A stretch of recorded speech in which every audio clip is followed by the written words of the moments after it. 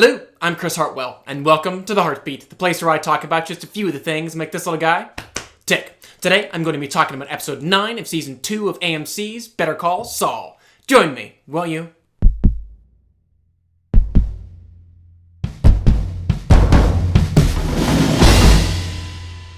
So, per usual, we're going to be talking about a few of the positives in this week's episode, a few of the negatives, as well as what we're looking forward to in the coming weeks on Better Call Saul. And one of the things that I do genuinely appreciate about this show is it so rarely makes us wait for payoffs. I mean, just last week, we were watching Jimmy sabotage Chuck and Mike prepping for some kind of mysterious job, and straight off the bat, we do get payoffs for both of those things. Seeing our heroes nail and get nailed, just as this episode's title promised. And first up, we saw Mike, seen framed in by some of this show's wide, still iconic Western imagery, which was certainly the style established back on Breaking Bad, and not only maximizes the gorgeous New Mexico geography, but as Vince Gilligan recently said in an interview, it reminds us of the vanishing West, and that feeling of, I better enjoy this while it lasts, because it's not going to last long. And that built-in bittersweetness is so nostalgic. Mike's use of half measures is not going to last. The name Jimmy McGill is not going to last. Hector's ability to walk is not going to last. So we had better enjoy all of them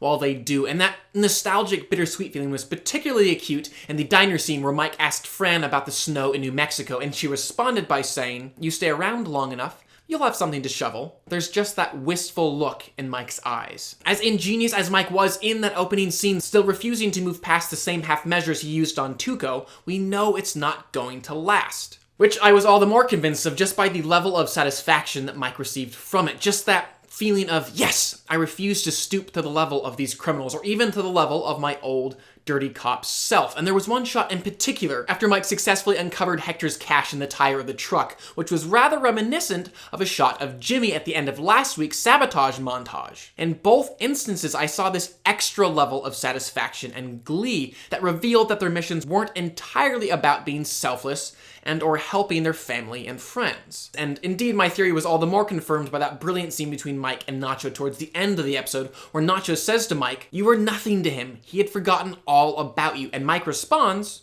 "I haven't forgotten about him." And not that anyone's fully safe with a hornet like Hector buzzing around, but that hornet had moved on, and it was Mike's pride, even more than his desire to protect his family, that really brought him back to kick its nest.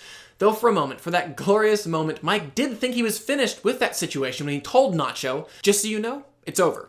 I'm done with your boss." And honestly, I think Mike really did believe that that would be the case until Nacho opened his mouth and told him how Hector got lucky with the Good Samaritan coming along and finding his stranded driver, which definitely got his goat. But what really pushed Mike over the edge was learning what Hector then did to that Good Samaritan. All because, as Nacho put it, Mike is the guy who won't pull the trigger, which I think presented a potentially fantastic and devastating arc for everyone's favorite grandpa this season. That being, I think we just might see Mike become the no half measures Mike that we know from Breaking Bad. I really don't think he's going to go running back to Jimmy and lawyer up and try and figure out some tactics in that regard. I think he's literally going to pick up the gun, pull the trigger, and put Hector in that wheelchair, and even potentially bring Gus Fring calling for crippling the competition. All because of his pride. Though, of course, you need to look no further than Jimmy and that face as he waits for Chuck to leave his house and know that that man's pride is rocketing him towards an inevitable fall as well. Though as the next scene begins setting up, it would take someone else's literal fall to show him the error of his ways. And as we watch Chuck endure the greatest professional humiliation of his career, all because of a couple of silly numbers, this week's brilliant writer and director Peter Gould really did show us through the framing, the lighting, and the sound effects that in Chuck's mind,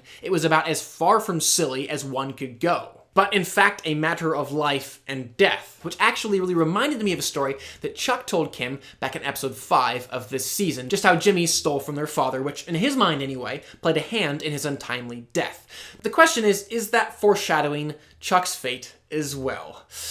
I suppose time will tell. Meanwhile, Jimmy was just busy skipping ahead with Kim, one brush stroke at a time, putting their new life together. But the moment that's really telling in that scene is when Kim, after getting the call from Mesa Verde, said to Jimmy, "Kevin's still worried that one lawyer won't be able to handle it." And Jimmy, without missing a beat, just said, "You can. Kim, you've got this, all right?" It just made me think for the first time how selfish is Jimmy? Because yes, I knew to a certain extent he was being selfish, really just trying to screw his brother's life over.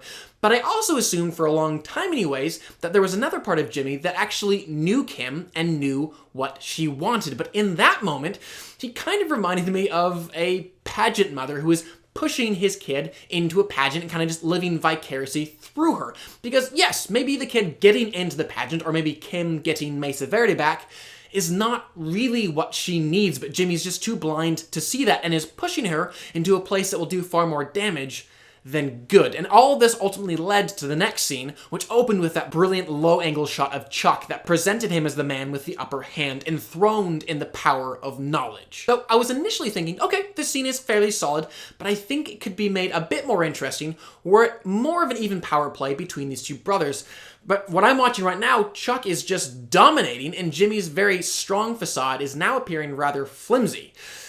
But then the writers did probably the ballsiest thing that I could have imagined, which was not only have Kim side with Jimmy, but have her side with him knowing full well that what Chuck was saying was in fact true, while at the same time allowing her reprimand to the older brother to also be founded in truth, because like she said, Jimmy does idolize his brother, and that has led to much of the strife between them. Which really, man, Jimmy and Kim have never felt more like Walt and Skylar than they did by this episode's end, and not just because of the framing of them in bed together, which not only mirrored the Breaking Bad couple, but also Chuck and Rebecca in the episode 5 flashback, but because Kim, like Skylar, is becoming more and more inescapably Jimmy's accomplice, as well as demonstrating this rather alarming ability to lie. And also like Skylar, though she's joined her man in that regard, it's actually only pushed them further apart, and that void has only grown this week, really kind of allowing the relationship to devolve into something new and rather disturbing. I mean, just look at that framing of that shot as Kim looms over Jimmy in bed, telling him in that deadened tone, going against Chuck, you'd really want to make sure that all your I's are dotted and all your T's are crossed. Nothing for him to find. Jimmy may still be the one holding that smoking gun, but Kim is the one telling him where to hide it. Now, I have to stop for a second and just say, the toothbrush! I have been harping on the toothbrush scene from episode 1 and its symbolism nearly every week, and seeing Jimmy plop his own toothbrush down in the jar next to Kim's continued to highlight the together but separate nature of he and Kim's lives. So last week when we saw Jimmy and his filmmaking compadres con their way onto that military base to film in front of Fifi, I was rather convinced that that scene was included because A, the writers have made Jimmy talking his way in and out of situations just one of the staples of this show, and of course, why wouldn't they? Odenkirk always knocks them out of the park. I mean, that cobbler monologue from episode 2 is simply perfection. And B, I just assumed that the Fifi job wasn't so much about that specific commercial as it was about keeping present in Jimmy's life as well as in the audience's mind the film crew and the idea of the TV commercial, so that when the day came for the first Better Call Saul commercial to be unveiled, everything would be teed up for it. My tune did change just slightly, however, when part 2 of the same commercial was being filmed this week, which for a moment I thought would be one of my negatives for the episode. The scene, fun though it was, initially felt like it was simply there to pad out the episode. But after a moment's consideration, I thought, no.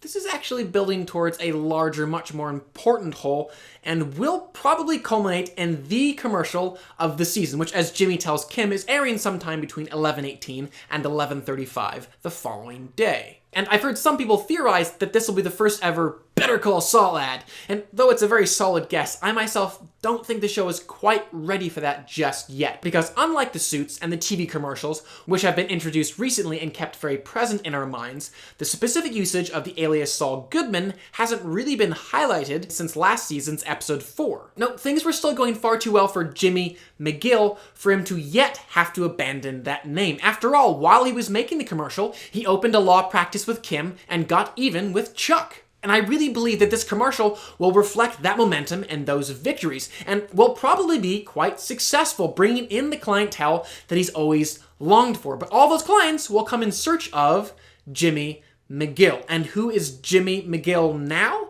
A man whose actions continue to corrupt his girlfriend and have seriously injured, if not killed, his brother. A scene, by the way, which was brilliant in its writing and staging, as it forced Jimmy to be this trapped spectator, unable to intervene as his brother slowly but surely destroyed himself. And after seeing all of that, Jimmy will see the commercial and hate it, because he hates Jimmy McGill and all that he's become and all that he's done, and be ready to flee that identity. Cut to black, roll credits, end of the season. Though at the same time, I do kind of doubt that that's exactly what's going to happen. There being a third season and all, I'm not sure how far they're going to want to push this character. Nonetheless, I still hold out hope that my dream will come true and a sizable chunk of this show will be set post the events of Breaking Bad. Time will tell. We'll find out, I suppose. That is my review for episode 9 of Better Call Saul, though. I'd love to know what you guys thought of the episode. Definitely comment below and let me know. Also, please do subscribe. I'm going to continue to review films and television on this channel, and I would love for you all to stay up to date on all of those things. But for now, I'm Chris Hartwell. This is The Heartbeat. Thank you for joining me.